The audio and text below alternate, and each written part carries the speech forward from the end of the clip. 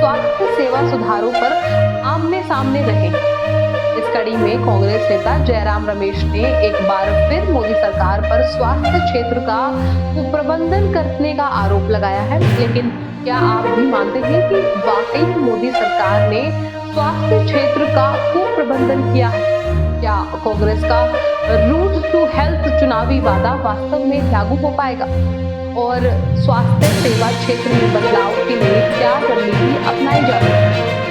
आइए इस रणनीति को समझते हैं। नमस्कार, स्वागत है आपका मेरे न्यूज़। कांग्रेस नेता जयराम रमेश ने आरोप लगाया है कि बीजेपी के नेतृत्व वाली केंद्र सरकार ने भारत के स्वास्थ्य क्षेत्र का पूरी तरह से प्रबंधन किया।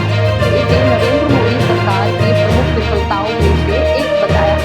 रमेश ने दावा किया है कि अगर कांग्रेस सत्ता में आती है तो वह स्वास्थ्य सेवा की गुणवत्ता में सुधार कर एक कथित कुप्रबंधन का समाधान करेगी।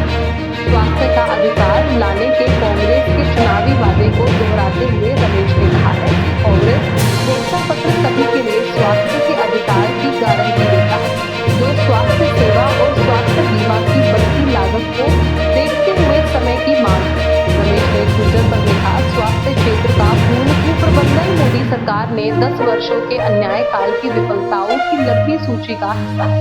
4 जून को कांग्रेस पार्टी के सभी के लिए स्वास्थ्य के अधिकार की गारंटी से हर भारतीय आश्वस्त हो सकता है। कांग्रेस नेता ने स्वास्थ्य बीमा को 18% जीएसटी स्लैब में रखने के लिए भी सरकार की आलोचना की और कहा है कि 63% से अधिक भारतीयों के पास स्वास्थ्य बीमा नहीं है। उन्होंने कहा, हमारे न्याय पत्र में हर भारतीयों के लिए स्वास्थ्य के सार्वभौमिक अधिकार की गारंटी दी गई है। इस स्वास्थ्य के अधिकार के केंद्र में हर नागरिक के लिए 25 लाख रुपए का स्वास्थ्य कवरेज है। राज्यसभा सांसद ने इन क्रांतिकारी स्वास्थ्य सेवा गारंटियों की आवश्यकता पर जोर दिया। कहा है कि दूरदर्शी मोदी सरकार ने स्वास्थ्य बीमा पर 18% जीएसटी लगा दिया है, जिससे आम आदमी के लिए भुगतान करना असंभव हो गया। कांग्रेस नेता ने कहा, दूरदर्शी मोदी सरकार ने स्वास्थ्य बीमा पर 18% जीएसटी लगाया है। स्वास्थ्य बीमा प्रीमियम में मुद्रास्फीति की तुलना में 4 गुना अधिक वृद्धि हुई। स्वास्थ्य सेवा की लागत में उद्योग संस्था CHDCCI के अनुसार प्रति वर्ष 18 से 20% की वृद्धि हुई। उन्होंने आगे कहा, केवल पिछले 6 वर्षों में 10 लाख रुपए के स्वास्थ्य कवर की लागत में 75% की वृद्धि हुई। 90 करोड़ से अधिक भारतीयों के पास किसी भी तरह का स्वास्थ्य बीमा नहीं। आपको बता दें कि कांग्रेस ने अपने घोषणा पत्र, न्याय पत्र में अस्पताल, क्लिनिक, प्राथमिक स्वास्थ्य केंद्र, मोबाइल स्वास्थ्य इकाइयां, औषधालय और स्वास्थ्य शिविर जैसे सार्वजनिक स्वास्थ्य केंद्रों में सार्वभौमिक और निःशुल्क स्वास्थ्य सेवा का वादा किया। निःशुल्क स्वास्थ्य सेवा में जांच, निदान, उपचार, सर्जरी, दवाएं, पुनर्वास और उपशामक देखभाल शामिल है। पार्टी ने सार्वभौमिक स्वास्थ्य सेवा के लिए 25 लाख रुपए तक के कैशलेस बीमा के राजस्थान मॉडल को लागू करने का भी वादा किया। बाकी कांग्रेस के स्वास्थ्य का अधिकार वादे की कई आलोचनाएं हुई।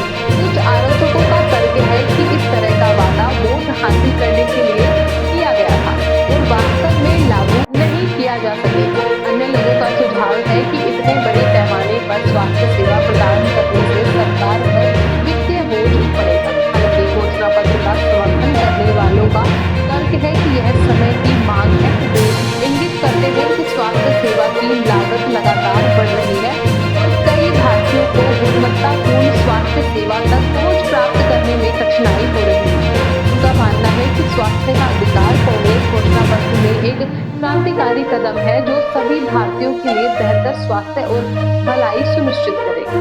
ऐसे में कांग्रेस नेता जयराम रमेश ने मोदी सरकार पर स्वास्थ्य क्षेत्र के कुप्रबंधन के आरोप और पार्टी के स्वास्थ्य का अधिकार वादे ने भारत में स्वास्थ्य सेवा प्रणाली की स्थिति पर एक महत्वपूर्ण बहस छेड़ दी। आपको बता दें कि विश्व स्वास्थ्य संगठन के अनुसार भारत में प्रति 1000 लोगों पर केवल 0.8 डॉक्टर हैं, जो विश्व औसत 1.8 का आधा है। वहीं राष्ट्रीय स्वास्थ्य नीति 2017 का लक्ष्य प्रति 1000 लोगों पर डॉक्टरों की संख्या को 2025 तक 1 तक बढ़ाना है, जबकि हकीकत में भारत में प्रति 1000 लोगों पर केवल 1.5 अस्पताल के डॉक्टर हैं, जो विश्व 1960 से बहुत कम है। वर्ष 2017 से 18 में भारत की कुल जीडीपी का केवल 1.28% स्वास्थ्य सेवा पर खर्च किया गया, जबकि मोदी राज से पहले 2014 से 15 में भारत में 35% आबादी के पास स्वास्थ्य बीमा था। 2018 से 19 में यह संख्या घटकर 28% हो गई, क्योंकि स्वास्थ्य बीमा प्रीमियम में मुद्रास्फीति की तुलना में 4 गुना अधिक वृद्धि हुई, जो कि प्रति वर्ष 18 से 20% के करीब है। ऐसे में हम मान सकते हैं कि कांग्रेस नेता जयराम रमेश के मोदी सरकार पर स्वास्थ्य क्षेत्र के कुप्रबंधन के आरोप ने सार्वजनिक बहस छेड़ दी है। कांग्रेस ने अपने घोषणा पत्र में स्वास्थ्य का अधिकार लाने का वादा किया है। घोषणा पत्र की कई आलोचनाएं हुई हैं, लेकिन इसके समर्थन तर्क देते हुए कि यह समय की मांग है। यह देखना बाकी है कि क्या कांग्रेस अपने वादे को पूरा कर पाएगी और क्या स्वास्थ्य का अधिकार भारतीय स्वास्थ्य सेवा प्रणाली में सकारात्मक बदलाव लाए। फिलहाल इस रिपोर्ट में बस इतना ही। इस मुद्दे से जुड़े कोई भी सवाल या अपने विचार आप हमें हमारे कमेंट करें और इसी तरह की देश और दुनिया की तमाम खबरों के लिए